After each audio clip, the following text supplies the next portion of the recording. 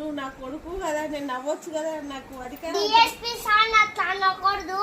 Police ని నవ్వుతావా నవ్వవా? నువ్వు నా కొడుకువా కాదా చెప్పు.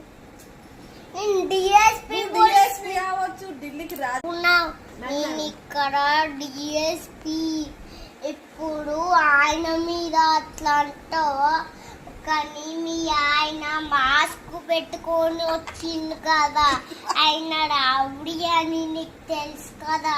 మా ఆయన దొంగలను పట్టుకోవడానికి మాస్క్ వేసుకొని వచ్చిండు.